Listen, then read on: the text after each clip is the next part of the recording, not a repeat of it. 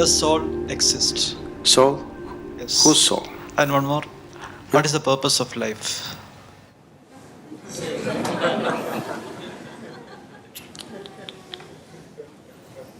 You're just asking very big questions without understanding the significance of the question.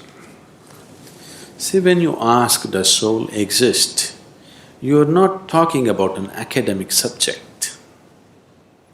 You're asking, what is the nature of who I am? Or you're saying, I don't know a damn thing about myself, please tell me. Yes? Isn't it? You're asking this very easily because you have not been touched by the pain of ignorance, the pain of not knowing who you are. It has not torn you apart. If it really touches you that you're just living here, doing all kinds of nonsense without knowing the ABC of who you are, it should be very painful, isn't it? That pain has not yet touched you. You're mouthing questions, it's not sunk deep enough. So every day you must remind yourself, at least spend 10 minutes in the morning, just see what an utter idiot you are. You don't know anything about yourself, but you're busy with all kinds of nonsense in your life. Every day, just 10 minutes, remind yourself as intensely as possible your ignorance of yourself. Then slowly the pain will sink. When it becomes so painful that you can't bear it, knowing will not be far away, it's one moment. If I say, yes, you have a soul, but can you walk better? What use is the soul? Did they put any kind of utility to the soul? These two are useful. That other soul that they're talking about, is it of any use? It's of no use. So don't talk about it.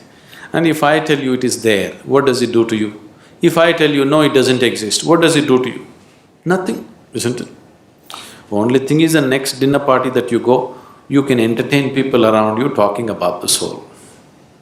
But as far as your existence is concerned, nothing changes, isn't it so? Yes? Nothing at all will change, isn't it? So if you're asking the question, fundamentally you're asking the question, what am I? Who am I? When you are here, are you alive? You're alive. When you're here alive, what is the way to know who you are? Is it not really ridiculous and insane that you must ask me, please tell me who am I? This is like two psychiatrists were walking on the Kovalam beach one day.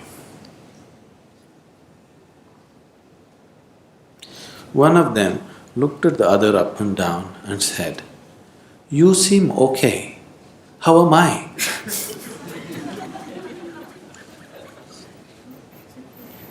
This is just like that, isn't it?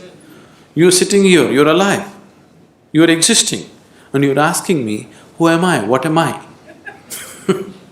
Is it not ridiculous? Very ridiculous, isn't it? Only thing is, the majority is with you. That's the only comfort which has not allowed you to know the pain of ignorance. You have a huge majority of people around you who are all saying, yes, this is the way to be.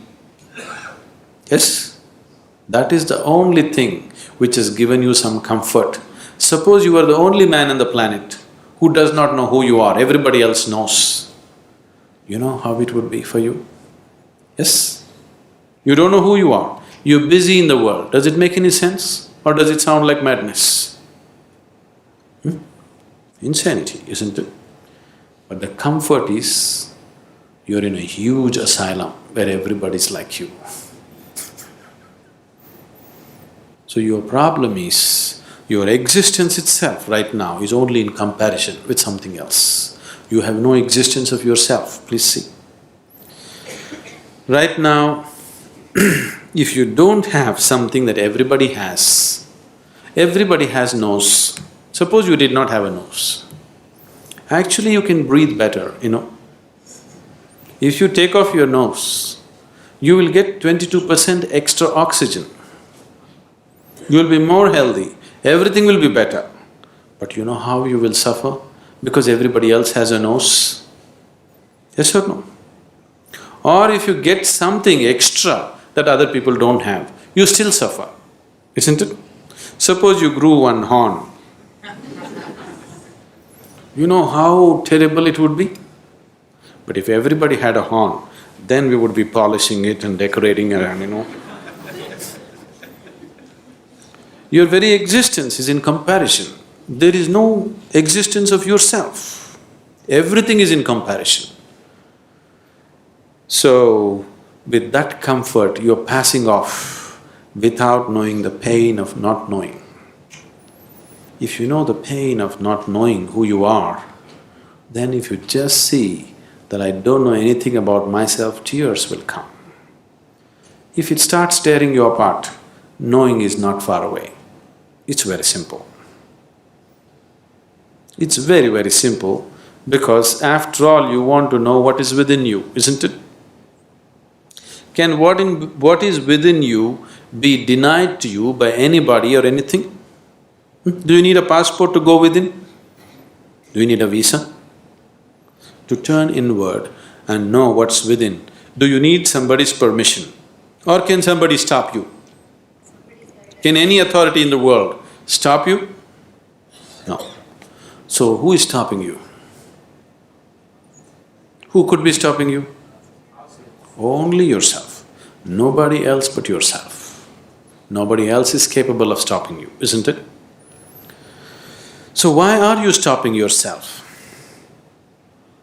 Simply because you made your whole existence outside of yourself. Your very existence is only in comparison with somebody. Because this has happened to you simply because the very nature of sense organs is like this.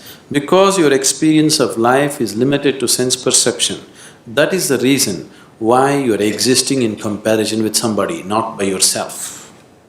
Because sense organs are like this. If I touch this feels cool to me. This feels cool to me not because of the way the steel rod is, simply because of the way my body temperature is. If I lower my body temperature and touch this would be warm to me. Yes? Is it so? If I lower my body temperature to -100 and touch this would be red hot to me. Is it so? So your very basic experience of life, because it is limited to sense perception, everything is in comparison. So your very existence has become in comparison. If this has to change, philosophies and teachings are not going to change this fundamental reality. If your experience of life transcends the limitations of sense perception, suddenly everything is different.